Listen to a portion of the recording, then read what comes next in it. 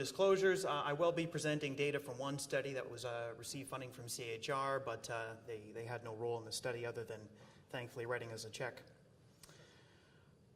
So traditional meta-analysis are something that people are becoming very familiar with. Whenever you're told about evidence-based clinical practice, the meta-analysis in particular, the meta-analysis of large randomized controlled trials, is held out as the gold standard for informing practice.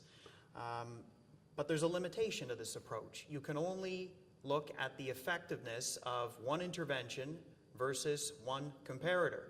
And when you approach people in practice, you usually have a number of interventions that you're considering, not only one. Another challenge is that head-to-head comparisons of active therapies are often rare. So to give you an example, we've recently looked at the literature surrounding opioids for treating chronic non-cancer pain. And over 90% of the randomized controlled trials compared an opioid versus a placebo. And that is unlikely to be the clinical decision that you're going to face if a patient comes in. Am I going to give them something or give them nothing? Right? You're thinking, I have 10 different things I could look at. Which one should I approach?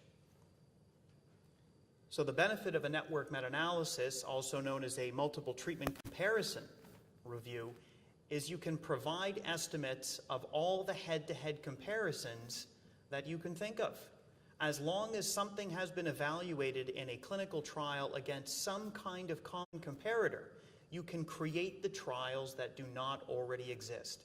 So comparative effectiveness research is becoming an increasingly used buzzword that you're going to hear, and this type of analysis, I think, is going to favor increasingly prominently in terms of trying to inform comparative effectiveness. So to give you an idea about what we're talking about with a network meta-analysis, this is what's known as a star network. And what you have here is a number of different active interventions, all compared to a single common comparator. So this might be the example I talked about earlier about opioids for chronic non-cancer pain. You have 6 different opioids, all compared against placebo, so you know how well they work against that common comparator. And again, by using the network meta-analysis approach, you can then create what the indirect comparison data would be if B had been tested against C or B against D.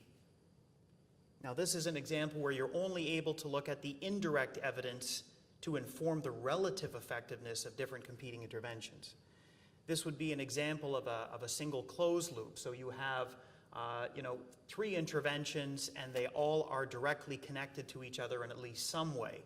So you have the benefit of using both direct evidence and indirect evidence to inform effectiveness. And with a network meta-analysis, you actually end up pooling that. You pool the direct and the indirect, and to the degree that the information is consistent, it gives you greater confidence that pooling was the right thing to do. This is an example of a very well-connected network. So you have a number of interventions, and they've been tested against each other. This is a complex network, and this is what you're more likely to see. There's going to be some interventions that have a lot of head-to-head comparisons, a few that have only been compared to one thing, and then you've got to try to synthesize a number of head-to-head comparisons. So how does this all play out if you're looking at an actual problem? And when should you actually consider doing a network meta-analysis? Well, there's 3 key criteria that have been proposed. So one is when you're looking at simple head-to-head comparisons, you're looking at the same strategies to do this that you would for classical meta-analysis, where you want to be combining apples with apples and not apples with oranges. So you want to see sufficient homogeneity in the population, the intervention, the control, and the outcome. Right? So that's what you need to sort of do the direct head-to-head comparisons. If you're going to be looking at multiple different therapeutic options for a common clinical problem, you also want to see similarity amongst the different treatments that have been trialed. Right? And the other thing that you want to look at, which I alluded to earlier, is with a network meta-analysis, you end up pooling both the direct evidence that exists and the indirect evidence from the trials that you are creating. And you want to make sure that the effect estimates from those 2 types of evidence are very consistent. And there are statistical ways to test that. To the degree that they are, you can have a lot of confidence that your pooling was appropriate. So I'll give you an example. This is a recent study that our group published this year in JAMA, looking at brand name weight loss programs to promote weight loss, of course.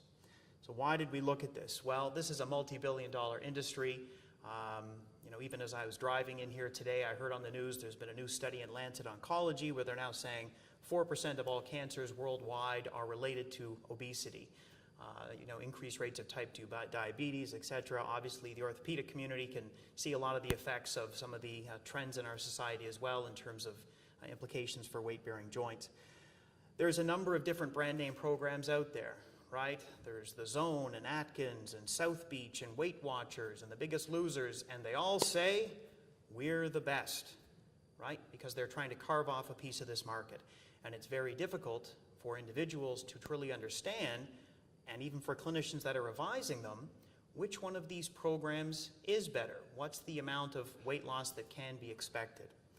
And there has been no trial, as you would expect, that has looked at every brand name program and compared them against each other.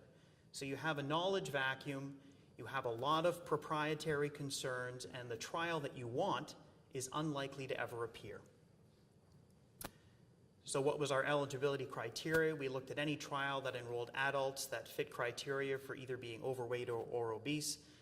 They had to be randomized to a brand name diet program and a comparator, and they needed to report weight loss or BMI reduction at any time point greater than 3 months.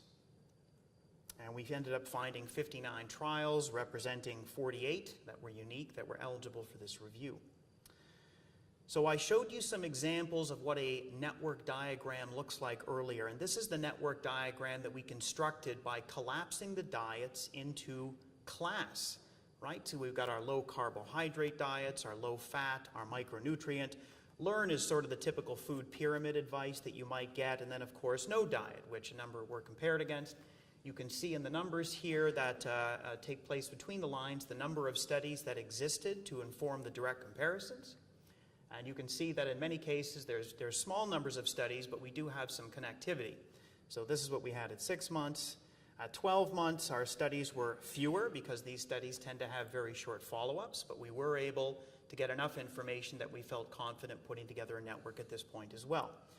When we conducted our analysis, we come up with a table like this. And this laser will, yeah, that might be visible, I don't know. But what we have here are the various diet classes down the diagonal here. So no diet, this is the typical advice you might get about the food pyramid, moderate macronutrient, low carbohydrate, and low fat. This is the effect estimates in terms of the amount of weight that would be anticipated to be lost relative to another program at 6 months, and then above the diagonal are the results for 12 months. So going across, you can see that compared to no diet, typical advice will result in about 6 kilograms of weight loss at 6 months and about 5 kilograms at 1 year. When you look at, say for example, low carbohydrate, that's closer to 9 kilograms at 6 months, and then there's some regression to the mean going closer to 6 at 1 year. And you've got what are called the 95% credible intervals, so a slight difference in terminology from confidence, but same idea, that gives you an idea about how precise that estimate is.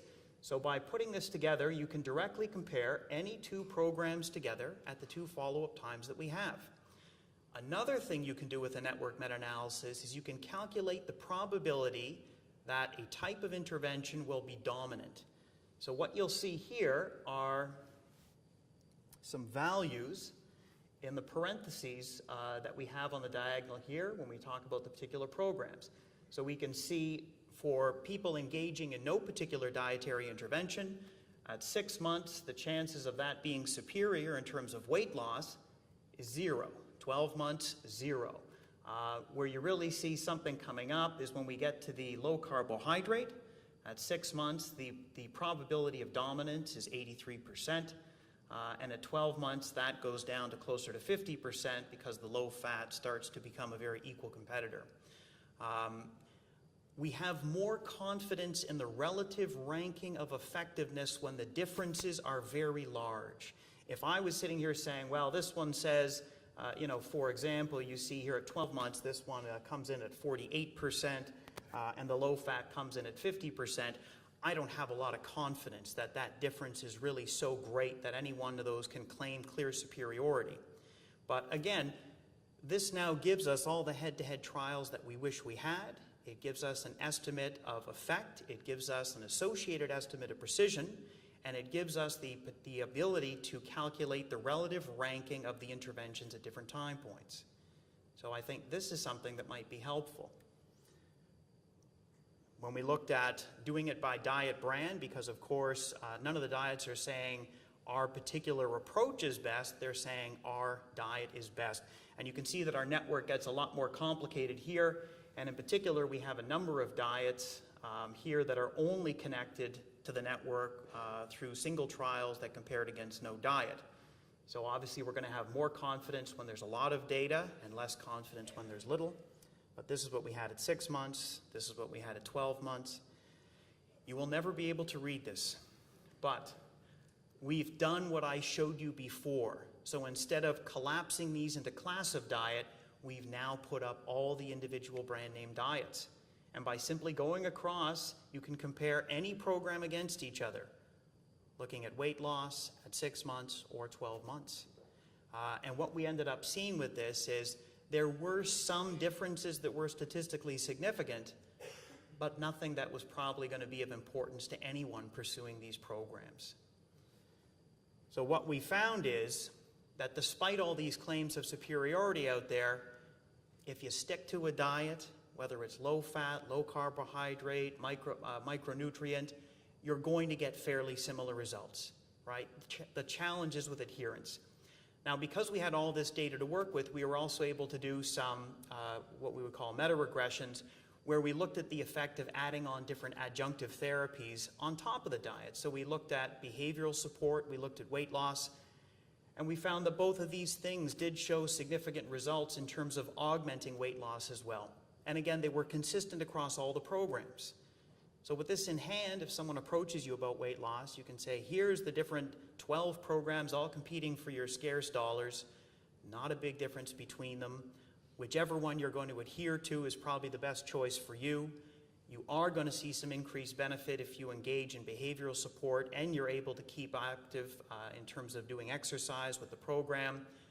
Largest results are going to be seen at 6 months, and there is going to be some regression when you hit the 1-year point. So, as we would with any normal meta-analysis, we also assess the studies for risk of bias. And what we did find with a number of these trials, about 30% of them, is loss to follow-up was an issue, which you would expect, right? People do get frustrated and they tend to sort of drift out of these trials. But when we looked at the actual effect estimates between those trials with higher loss to follow-up versus those without any loss to follow-up, no difference in effect estimates. And so we kept them in the model, right? Because to exclude them without good evidence to do so would mean that we're going to lose precision of a lot of our estimates. So again, our results suggest that patients desiring weight loss can choose the diet that gives them the least challenges with adherence, right? So if they have difficulty with low carbohydrate, they love their bread and pasta, no problem, you have other choices. Pick the one you can stick with.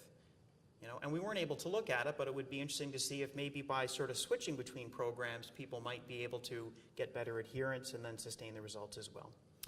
So in conclusion, network meta-analysis is an emerging technique for synthesizing data, and it can offer important insights regarding comparative effectiveness. Because you're not limited to the head-to-head trials that exist, you can create the head-to-head comparisons that you wish you did have. But as with conventional meta-analysis, you can do a network meta-analysis very well or very poorly. And so it remains essential to assess the quality of that review in order to determine the strength of inferences that you can take from their findings. Thank you very much.